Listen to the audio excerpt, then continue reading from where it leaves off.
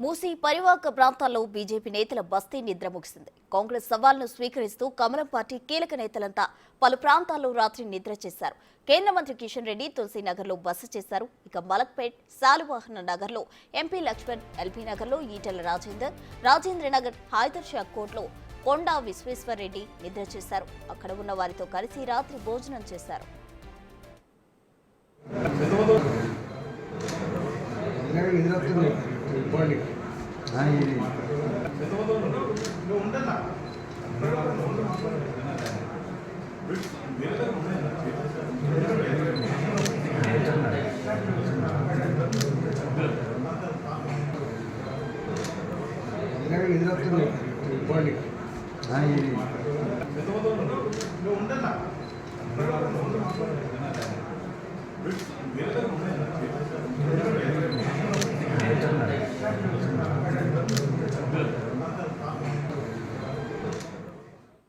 ఇక్కడ వరకు బాగానే ఉన్నా వారి విధానం చూసి ప్రజలు నవ్వుకుంటున్నారు.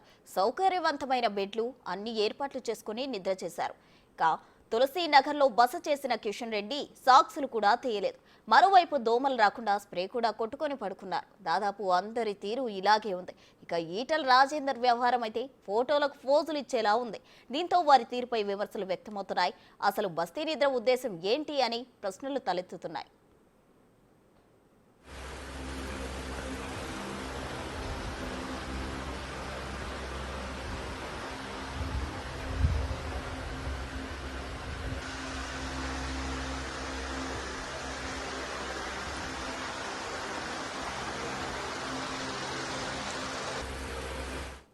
అక్కడ ప్రజలు పడుతున్న ఇబ్బందులు తెలుసుకోవడానికి తెలంగాణ ప్రభుత్వ సవాల్ను స్వీకరించి మూసి ప్రాంతాల్లో నిద్ర చేశారు. కానీ సాక్సులు వేసుకుని దోమలు రాకుండా స్ప్రే కొట్టి సౌకర్యవంతమైన బెడ్లు ఏర్పాటు చేసుకుంటే అక్కడ ప్రజల సమస్యలు తెలుస్తాయా అనేది ప్రధానంగా వినిపిస్తున్న ప్రశ్న. తమకు ఇలాంటి సౌకర్యాలు ఉంటాయా అనే దానికి బీజేపీ నేతలు సమాధానం చెప్పాలని స్థానికులు డిమాండ్ చేస్తున్నారు. సాక్సులు వేసుకొని దోంతరలు కట్టుకునే ఇక్కడ ఇబ్బందులున్నాయనే కదా అని ప్రశ్నించారు.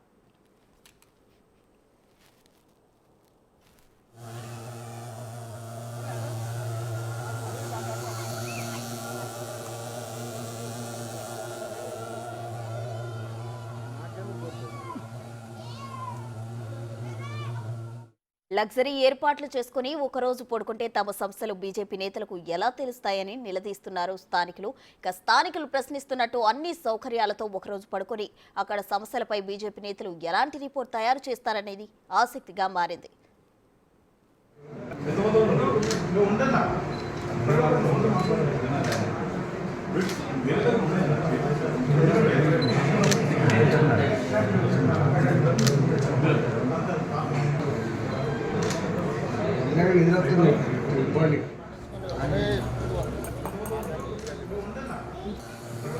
సీఎం రేవంత్ రెడ్డి విసిరిన సవాలేంటి, దాని ఉద్దేశం ఏంటి, బీజేపీ నేతలు చేసిందేంటని చర్చ ఇప్పుడు నడుస్తుంది.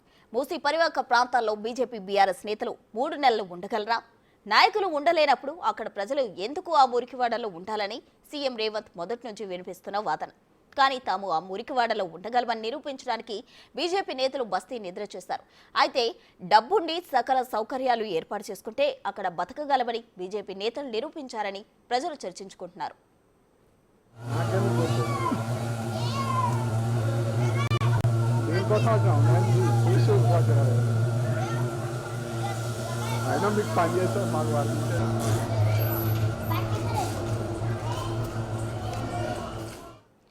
మూసీ పరివాహక ప్రాంతాల్లో బీజేపీ నేతలు బస్తీ నిద్ర ముగిసింది. కాంగ్రెస్ సవాల్ను స్వీకరిస్తూ కమలం పార్టీ నేతలంతా పలు ప్రాంతాల్లో రాత్రి నిద్ర చేశారు. కేంద్ర మంత్రి కిషన్ రెడ్డి తులసీనగర్లో బస చేశారు. ఇక మలక్పేట్, శాలివాహన నగర్లో ఎంపీ లక్ష్మణ్, ఎల్బీ నగర్లో ఈటెల రాజేందర్, రాజేంద్రనగర్, హైదర్ షా కోట్లో కొండా విశ్వేశ్వర్ రెడ్డి నిద్ర చేశారు. అక్కడున్న వారితో కలిసి రాత్రి భోజనం చేశారు.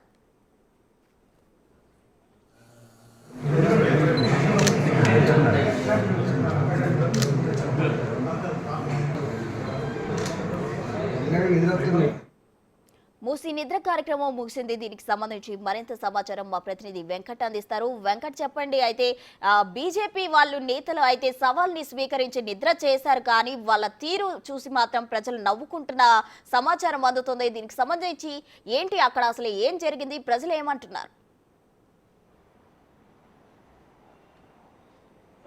ప్రసూన స్పష్టంగా తెలంగాణ ముఖ్యమంత్రి రేవంత్ రెడ్డి స్పష్టంగా ఒక సవాల్ అయితే విసిరిన నేపథ్యం ఉంది ప్రతిపక్ష పార్టీలకు. 3 నెలలు ఎవరైతే మూసి పునర్జీవాన్ని ఎవరైతే అడ్డుకుంటున్నారో, అక్కడి ప్రజలతో వెళ్ళి సమస్యలు సృష్టిస్తున్నారో ఆ ప్రతిపక్ష పార్టీలకు రేవంత్ రెడ్డి సూటిగా ఒక సవాల్ విసిరారు. 3 నెలల పాటు మూసి పరివాహక ప్రాంతాల్లో జీవించండి, అవసరం అనుకుంటే అక్కడ రెంట్లు కావచ్చు, దానికి సంబంధించిన ఏర్పాట్లు చూసుకుంటామని కూడా సవాల్ విసిరిన నేపథ్యం ఉంది. ఎందుకంటే అక్కడ ఉన్నటువంటి స్లమ్లో చాలా నిరుపేద ప్రజలు ఉండొచ్చు, కానీ అక్కడ పడుతున్న అవస్థలు తరతరాలుగా వస్తున్నటువంటి దాదాపు 25-30 ఏళ్ల నుంచి అక్కడ పడుతున్న అవస్థలు అన్నీ కాదు, దోమలే కాదు, దుర్గంధం ఉంది, అక్కడ నుంచి వచ్చినటువంటి పాములు కావచ్చు, మిగతా అంశాలు కావచ్చు, రకరకాల వ్యాధులు కావచ్చు, దోమల నుంచి వచ్చే అనేక జబ్బులు కావచ్చు, ఇట్లా అనేక సమస్యలు గత కొన్నేళ్ల నుంచి ప్రజలు మూసి పరివాహక ప్రాంతాల్లో పడుతున్నటువంటి నేపథ్యం గతం నుంచి కూడా చూస్తూ ఉన్నాం. ఎప్పుడు వరదలు వచ్చినా కూడా మూసి పరివాహక ప్రాంత ప్రజలు అప్రమత్తంగా ఉండాలి, అట్లనే వచ్చే వ్యాధుల నుంచి కూడా అప్రమత్తంగా ఉండాలనేది ప్రభుత్వం హెచ్చరికలు చేస్తూ వస్తూ ఉంది. ఇప్పుడు అక్కడ నుంచి తరలించాల్సిన అవసరం ఉంది. ఇంకా తరాలుగా అట్లనే జీవనం కొనసాగిస్తామంటే కూడా సరైనది కాదు. అట్లనే బీజేపీ గత 60 ఏళ్ళు పరిపాలించినటువంటి కాంగ్రెస్ కావచ్చు, టీడీపీ కావచ్చు, ఆ 60 ఏళ్లలో పరిపాలించిన వ్యవధిలో జరిగినటువంటి ఆస్తి నష్టం కావచ్చు, అక్రమాలు కావచ్చు, అట్లనే ఏవైతే రియల్ ఎస్టేట్ సంబంధించిన అంశాలు కావచ్చు, మూసి పరివాహక ప్రాంతం అంతా కూడా చాలా కుంచుకుపోయింది. అక్రమ నిర్మాణాలు కావచ్చు, భూ కబ్జాలకు సంబంధించిన అంశాలు కావచ్చు, ఆ 10 ఏళ్లలో జరిగినటువంటి విధ్వంసం అంత ఇంత కాదు అనేది కూడా మేధావుల నుంచి కావచ్చు, మూసి ఏవైతే సంస్థలు ఉన్నాయో, మూసి పరిరక్షణ సంస్థలు ఉన్నాయో వాళ్ళందరూ కూడా చెప్తున్నటువంటి అంశాలు వింటూ వస్తూ ఉన్నాం. ఇప్పుడు ఈ ప్రభుత్వం, గత ప్రభుత్వాలు తప్పు చేసి ఉండొచ్చు, కానీ ప్రస్తుత ప్రభుత్వం ప్రజా పరిపాలనలో భాగంగా భవిష్యత్ తరాలకు మనం కొంత అందించాలి. ఇదే మూసిని ఇదే విధంగా ఇట్లా వదిలేస్తే ఖచ్చితంగా మూసి ఏమాత్రం కూడా ప్రజలకు అందుబాటులో ఉండదు.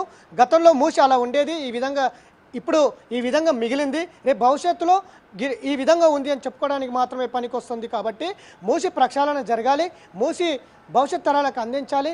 అక్కడ ఒక స్వచ్ఛమైన నీటిని కనీసమైన కింద ఉన్న మూసి ప్రాంత కింద ఉన్న ప్రజలకు సౌకర్యాలు అంటే బతకడానికి కనీసం ఉండాలి. ఇప్పటికే నల్గొండ ప్రాంతం అంతా కూడా పూర్తిగా కలుషితమైనటువంటి నేపథ్యం ఉంది.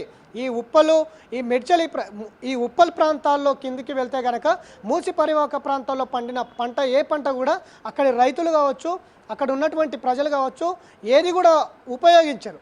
పండించిన పంటను నేరుగా మార్కెట్లో అమ్మే పరిస్థితులు ఉన్నాయి. కాబట్టి ఆ ప్రాంత ప్రజలు పూర్తిగా మూసి విషకోరుల నుంచి బయటపడాలంటే ప్రక్షాళన జరగాలి, కాస్త కూస్తో శుద్ధి జరగాలి. ఈ ప్రాంతం అంతా కూడా హైదరాబాద్ నుంచి వచ్చే వ్యర్థాలంతా కూడా అటువైపు వెళ్ళాలనేది ప్రభుత్వం చాలా స్పష్టంగా ప్రణాళికబద్ధంగా ముందుకు వెళ్తుంది. కానీ ఇక్కడ ఇటు బీఆర్ఎస్ కావచ్చు, బీజేపీ కావచ్చు అందుకు భిన్నంగా వ్యవహరిస్తున్నాయనేది కూడా కాంగ్రెస్ పార్టీ నేతలు ఆరోపిస్తున్న నేపథ్యం ఉంది. ఎందుకంటే మూసి ప్రక్షాళన జరగాలంటే కుంచుకుపోయిన మూసి బఫర్ జోన్ కావచ్చు, లేకపోతే మిగతా అంశాలు కావచ్చు, వీటిని పరిగణలో తీసుకొనే మూసి ప్రక్షాళన ఉంటుంది. మూసి పూర్తి విస్తీర్ణం ఎంత, దానికి సంబంధించిన వైశాల్యం ఎంత, ఇదంతా కూడా పరిగణలో తీసుకొని మూసి ప్రక్షాళన ఉంటుంది. అది గైడెన్స్ ప్రకారం, రూల్స్ ప్రకారం. కానీ ఇక్కడ బీజేపీ మాత్రం మూసి పరివాహక ప్రాంతాల్లో నిర్మించుకున్న ఇళ్లను ఎట్టి పరిస్థితుల్లో కూల్చొద్దు, మూసి ప్రజలను రోడ్డున పడేయొద్దు, ఖచ్చితంగా అడ్డుకుంటామంటూ గత కొన్నాళ్ళ నుంచి కూడా నిరసన తెలుపుతూ వస్తుంది. నిన్న కూడా దాదాపు మూసి పరివాహక ప్రాంతాల్లో 20 చోట్ల మూసి నిద్ర పేరుతో ఇళ్లను కూల్చొద్దు అంటూ కూడా బస చేసినటువంటి నేపథ్యం ఉంది. సౌకర్యవంతమైన జీవితం నిజానికి మూసి ప్రజలు ఏవైతే స్లమ్ ఏరియాలో ఉంటున్నటువంటి ప్రజలకు సౌకర్యాలు ఉండవు. ఇల్లు నిర్మించుకున్నారు, చిన్న చిన్న గుడారాలు, గుడిసెలు, చిన్న చిన్న రేకుల షెడ్లు, లేకపోతే కొంత ఉన్నవాళ్ళు ఇల్లు కూడా కట్టుకున్నటువంటి నేపథ్యం కూడా ఉంది. అక్కడ దోమలు కావచ్చు, అక్కడ ఉన్నటువంటి దోమలు, కీటకాలు కావచ్చు, సీజన్ వారీగా వస్తున్నటువంటి అవస్థలు, రోగాలు, వ్యాధులు, ఇట్లాంటి అంశాలన్నీ కూడా ఎదుర్కొంటున్నటువంటి నేపథ్యం ఉంది. కానీ అవన్నీ మామూలు ప్రజలతో ఏ విధంగా ఉండాలి, వాళ్ళు ఏ విధంగా జీవనం కొనసాగిస్తున్నారు, వాళ్ళ జీవనం అక్కడ ఏ విధంగా బ్రతుకుతున్నారు, రోజువారీ పరిస్థితులు ఏంటి, రోజువారీ పరిస్థితుల కనంగా ఏ విధంగా బ్రతుకుతున్నారు, ఆ విధంగానే బీజేపీ నేతలు మూసి నిద్ర చేశారా లేదా అనేది ఇప్పుడు ఒక చర్చ జరుగుతూ ఉంది. ఎక్కడికక్కడ రూమ్లు సిద్ధం చేసుకొని అక్కడ టార్టాయిస్ కావచ్చు, లేకపోతే దోమలకు సంబంధించిన మందులు కావచ్చు, ఇవన్నీ కూడా వాడి అందులో నిద్రించడం ఇవాళ ఓ చర్చానీయాంశంగా మారింది. దానికి సంబంధించిన దోమల సంబంధించిన జెల్ మొత్తం ఒళ్ళంతా రాసుకొని అక్కడ నిద్రించారు. సామాన్య ప్రజలు నిద్రించినట్టు నిద్రించలేదు. ఇదంతా కూడా ఒక హైడ్రామాగా అభివర్ణిస్తున్నారు కాంగ్రెస్ పార్టీ నేతలు అని కూడా చెప్పవచ్చు. ఇట్లాంటి అంశాలన్నీ కూడా ఒక తెర మీదకి వస్తున్నాయి. సామాన్య ప్రజానీకం ఏ విధంగా బ్రతుకుతుంది, మీరు ఏ విధంగా నిద్ర చేశారు, స్పష్టంగా 3 నెలల పాటు జీవనం కొనసాగించాలి అనేది ప్రభుత్వం సవాలు విసిరిన నేపథ్యం ఉంది. ఇట్లాంటి నేపథ్యంలో అనేక అంశాలు తెర మీదకి వస్తున్నటువంటి నేపథ్యంలో ఖచ్చితంగా మూసి ప్రక్షాళన జరగాలనేది ప్రభుత్వం చెప్తుంది. కానీ బీజేపీ ఖచ్చితంగా ఒక ప్రణాళికాబద్ధంగా ముందుకు వెళ్ళాలి. ఎక్కడైతే ప్రజలు ఉన్నారో అక్కడ ఇరువైపుల ప్రహరీ గోడలు కట్టి ప్రజలను ఆదుకొని పూర్తి స్థాయిలో ప్రక్షాళన జరిపేందుకు సిద్ధపడాలనేది. ఇండ్లు కూల్చుకున్నట్లయితే మేమే మొదటిగా పారతట్ట ఎత్తుతాం, ప్రజలతో కూడా శ్రమదానం చేయిస్తామనేది బీజేపీ చెప్తా ఉంది.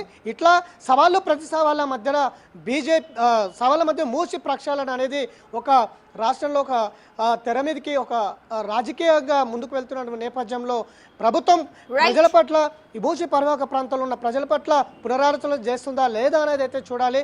ఇప్పటికే ఒక ప్రణాళికబద్ధంగా ముందుకు వెళ్తుంది. మూసి ప్రక్షాళన ఖచ్చితంగా చేస్తామని అయితే చెప్తున్నటువంటి నేపథ్యంలో మూసి తీరు ఏ విధంగా ఎక్కడి దాకా వెళ్తుంది అనేది అయితే చూడాలని చెప్పుకోవచ్చు. Thank you Venkat.